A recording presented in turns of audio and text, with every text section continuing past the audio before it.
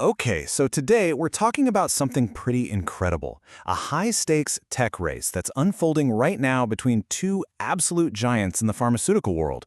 But, this isn't your typical rivalry over market share. Nope. This is a flat-out battle over raw computing power, and it's completely changing the game for how we discover new life-saving medicines. For the longest time, finding a new drug was basically a game of trial and error.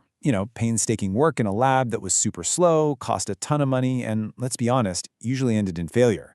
Well, that whole playbook is being thrown out the window.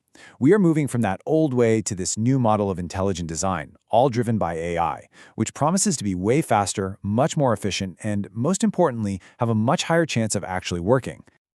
And there's actually a name for this new era, Compute-Pharma. You have to understand, this isn't just a minor upgrade. We're talking about a complete revolution. It's this moment where advanced computing, powerful AI, and just enormous amounts of biological data all come together. This isn't just about doing things faster. It's about doing things we once thought were pure science fiction. So that gets us to the heart of it, right? It's a true battle of pipettes versus petaflops. The old-school manual lab work going head-to-head with pure, unadulterated supercomputing speed. And believe me, the race has officially begun. And who's leading the charge? Two of the biggest names you can think of, Novo Nordisk and Eli Lilly. Now, what makes this so incredibly fascinating is that they are coming at this revolution with two completely different, totally competing strategies. All right, first up, let's take a look at Novo Nordisk. They're playing the part of the agile pioneer in this story. So their entire philosophy boils down to this really simple but powerful idea: access over ownership. They figured out, hey, we don't actually need to own a multi-billion-dollar supercomputer. We just need access to one. It's a capital-light approach that lets them use strategic partnerships to get their hands on world-class computing power, but without that massive upfront cost. It keeps them nimble. And you can see this strategy perfectly in action with their partnership on Gefion. This is Denmark's most powerful AI supercomputer. It's an NVIDIA DGX superpod, an absolute beast of a machine with over 1,500 of NVIDIA's H100 GPUs. The key thing here? Novo Nordisk is the main customer, not the owner. They get all that incredible power without having to build and maintain the whole thing themselves. It's a really smart, flexible move. But here's what's really wild. While that massive supercomputer is crunching away on long-term research, their biggest and most immediate victory actually came from solving a much less glamorous problem. A huge bottleneck in their workflow caused by regulatory paperwork. So get this. Before, just to create one of these clinical study reports, which are absolutely essential to get a drug approved, it would take a team of 40 to 50 experts, and it would take them up to 15 weeks of work. I mean, think about that. That's a huge drain on time and some of their smartest people. So what do? They built an in-house solution, a generative AI platform they call NovoScribe. Basically, it's an AI that's been trained to write and pull together these incredibly complex documents, all on its own. And the result? Well, that process that took weeks can now be done in minutes. Seriously, I'm not exaggerating. This one innovation means they can get drugs submitted for approval months ahead of schedule. In this industry, where every single day of patent protection is worth millions, that is a massive, massive advantage. Okay, so that's Novo Nordisk's agile play. Now, let's switch gears and look at their big rival. Eli Lilly is making a completely different bet. You might call it the Empire's Gambit.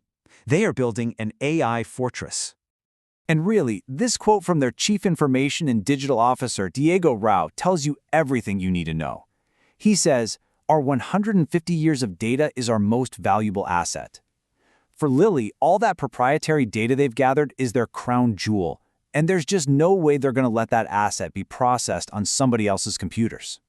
So right there, you see the two paths in stark contrast. You got Novo Nordisk with their flexible, partnership-driven access model, and then you have Eli Lilly with their ownership model, which is all about total control, vertical integration, and this idea they call compute sovereignty, the belief that your most valuable data should never, ever leave your own building. And they are absolutely putting their money where their mouth is. They're building pharma's most powerful supercomputer that's owned by a single company. This AI factory is going to be packed with over 1,000 of NVIDIA's brand new, top-of-the-line Blackwell Ultra GPUs. Their goal isn't just to have a powerful tool. They want to create an AI as a scientific collaborator that's woven into every single step of their process, from early research all the way to manufacturing. And here's a super important point. This whole thing isn't just about discovering the next blockbuster drug. Lilly is aiming all this incredible power at a very real problem they have right now, making and distributing their existing blockbuster drugs, like Zepbound, way more efficiently to meet this just insane global demand. It's about optimizing the whole supply chain today. Of course, neither Novo Nordisk nor Eli Lilly are doing this alone. Which brings us to the tech architects, the real power behind the throne in this whole race. This analogy just hits the nail on the head. NVIDIA is basically the indispensable instrument maker of our time. Just like Carl Zeiss built the advanced microscopes that made the last biological revolution possible, NVIDIA is building the AI systems that are fueling this one. They are the essential arms dealer, supplying the high-tech weapons to both sides in this race. But what if you're not Novo Nordisk or Eli Lilly? What about all the other pharma companies? Well, for these compute have-nots, the only way to even try and keep up is to rent their AI horsepower from the cloud giants like Microsoft Azure and Amazon Web Services. And that makes those companies incredibly critical players in this whole new world. So let's zoom out. What does all of this actually mean for the future? Well, this rivalry is creating a pretty profound new divide right down the middle of the pharmaceutical industry. This chart just lays it all out, side by side. On one side, you have Novo Nordisk's Access model, using powerful H100 GPUs to stay agile in R&D and get those quick automation wins like NovoScribe. And on the other, you have Eli Lilly's ownership model, going all in on the newest B300 GPUs, aiming for total end-to-end control with their AI factory. It's two titans making two very, very different bets on the future of medicine. And the direct result of all this is what you could call a compute divide. We're basically seeing a new two-tiered system emerge in the pharma world, one that separates the AI haves, the ones who can afford these mind-boggling investments, from the have-nots, who are now at serious risk of being left in the dust. And if we look ahead, the next 3 to 5 years are going to be absolutely transformative.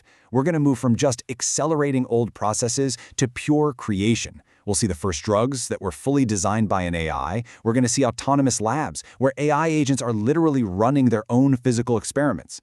And all of this power is finally going to help us get to the Holy Grail, ending the era of the one-size-fits-all drug and ushering in true personalized medicine for all of us. Which leaves us with one final fascinating question to chew on.